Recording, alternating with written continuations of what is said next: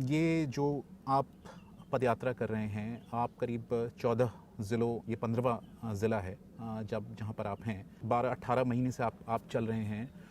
ये आपके फीड से और आपकी जो मैंने इंटरव्यूज़ देखे, ये बात मुझे समझ में नहीं आती कि लोग आपको क्या कह रहे हैं या उनका फीडबैक क्या रहा है। बिहार आज देश का सबसे गरीब और पिछड़ा राज्य है, तो मैं इस राज्य के होने के नाते आज से जब बंगाल चुनाव के बाद मैंने तय किया कि अब मुझे वो काम नहीं करना है जिस नाम से मुझे दुनिया जानती है, तो मैंने 1 साल ये सोचने समझने के लिए लगाया कि भगवान ने मुझे जो शक्ति, बुद्धि, समझ दी है उसका उपयोग करके अगर मुझे बिहार में कुछ नया करना हो, ऐसा करना हो जिससे कि बिहार में लोगों की ज़िंदगी बदले, सिर्फ सत्ता ना बदले, तो क्या करना होगा।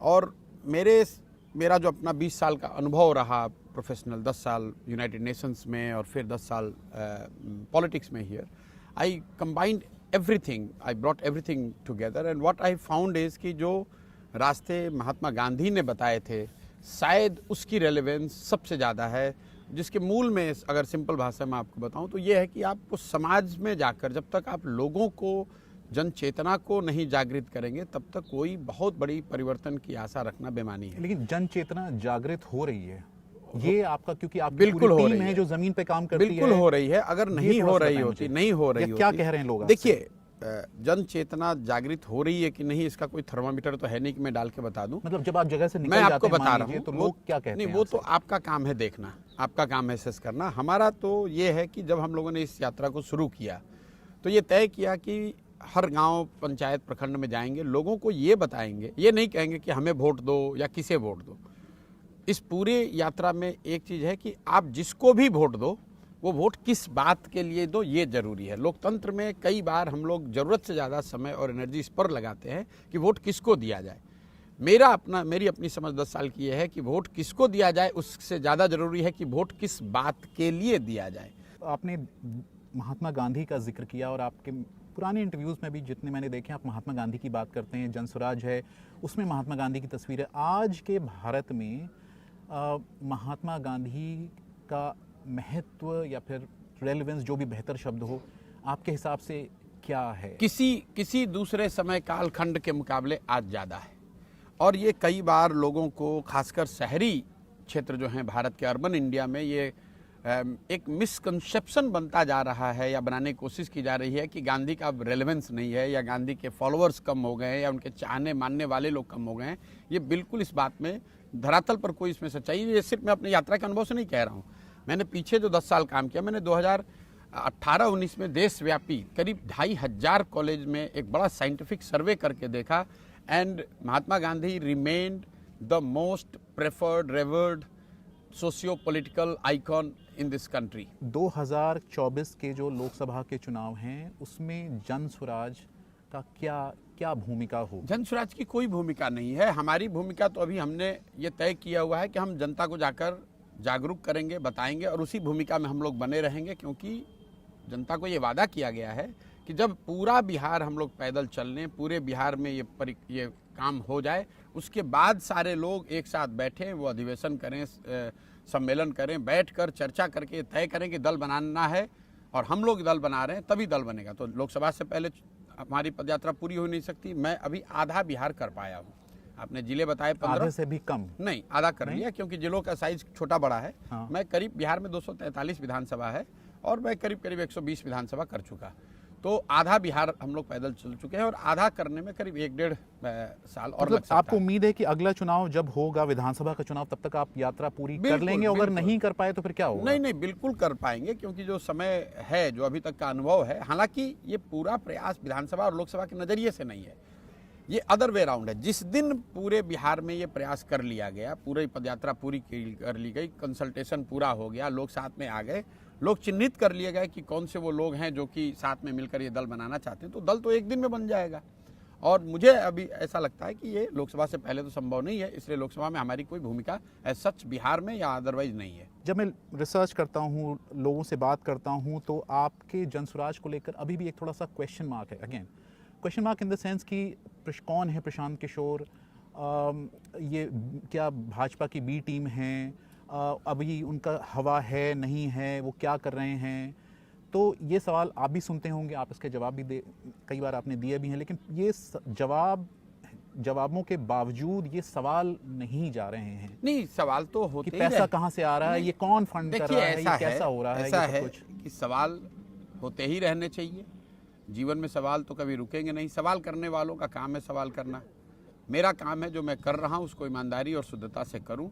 और मैं गांव-गांव में ये कहता हूँ कि आप, मैं जो कह रहा हूँ उस पर मत जाइए, जो मैं कर रहा हूँ उसको देखिए। उसको देखिए, अपने अनुभव के कसौटी पर उसको कसिए, ठीक लगे, विश्वास बने तो जुड़िए। किसी पर भरोसा मत कीजिए, प्रशांत किशोर पर तो बिल्कुल भरोसा मत कीजिए। इस सोच पर भरोसा कीजिए कि अगर आपको अपने बच्चों की ज़िंदगी सुधारनी है, अपनी ज़िंदगी बेहतर करनी है, तो आपको खड़ा होना पड़ेगा, खुद प्रयास करना पड़ेगा। मेरी भूमिका उसमें सूत्रधार की है, उस कुम्हार की है, जो मैं थोड़ा बहुत मैं आपकी मदद कर सकता हूँ। मैं आपका नेता नहीं हूँ।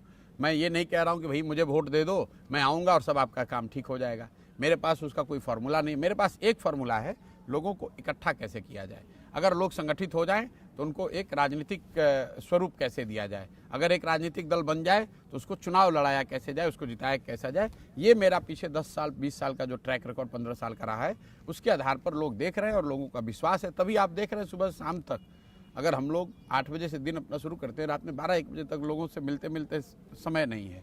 तो अगर कोई विश्वास ही नहीं कर रहा है तो फिर आ कौन रहा है?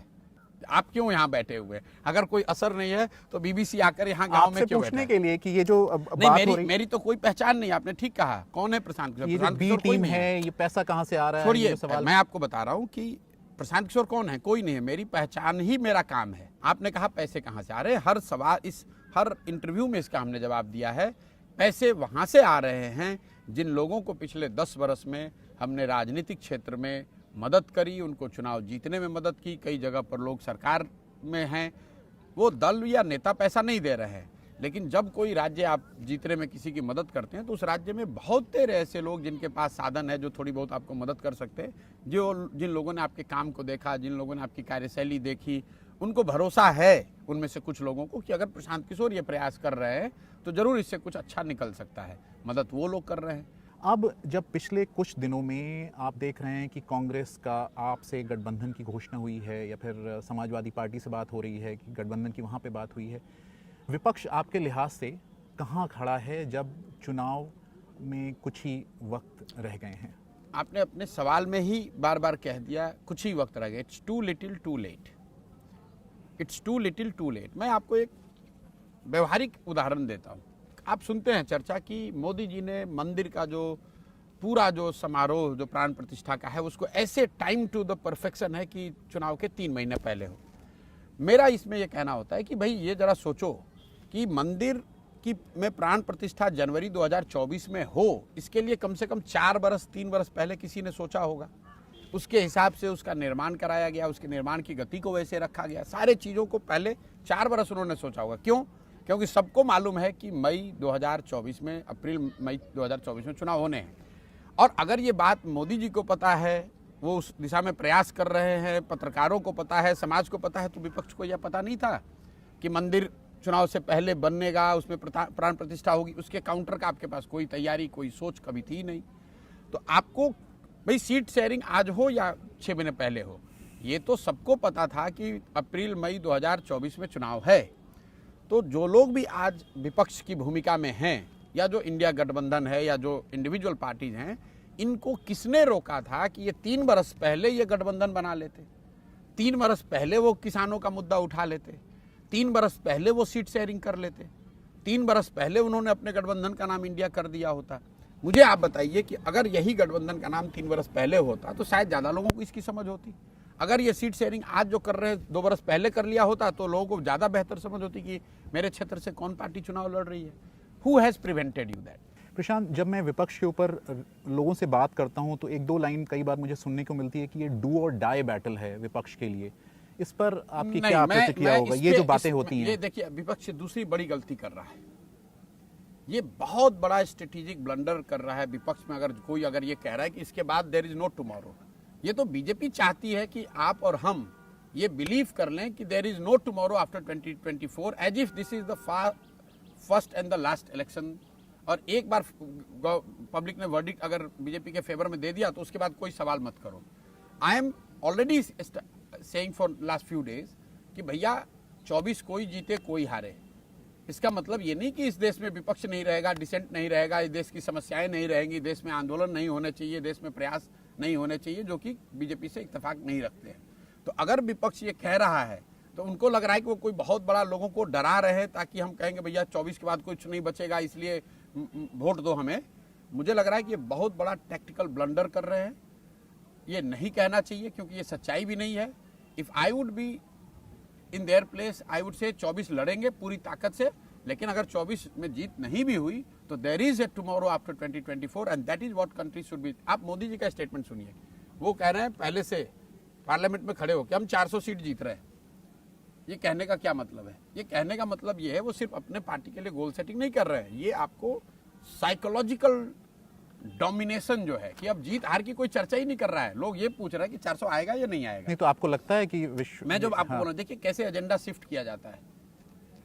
पहले ये हो रही थी बीजेपी जीतेगी नहीं जीतेगी, 272 आएगा नहीं आएगा। उन्होंने जैसे 400 कहा, 370 कहा, तो अब लोग सवाल ही ये पूछ रहे हैं कि 370 आएगा कि नहीं आएगा।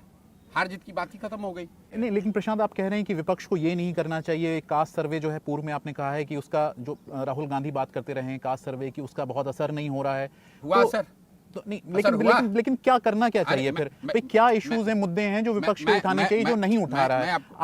आप जब यहाँ पे लोगों से इंडिविजुअली बात करते हैं कि मेरे भाई देखो, तो ऐसा करना क्या चाहिए? देखो ऐसा क्या करना क्या चाहिए, आप मुझे बताओ कि जो लोग कास्ट सर्वे के नाम पर इतना ढिंढोरा पीटे, वही नीतीश कुमार सबसे पहले इंडिया गठबंधन को छोड़कर भाग गया और उस मुद्दे को राहुल गांधी को चिपका दिया। राहुल गांधी अब उसको लेकर घूमे जा रहे हैं पूरे देश में और उसका नुकसान हो रहा है।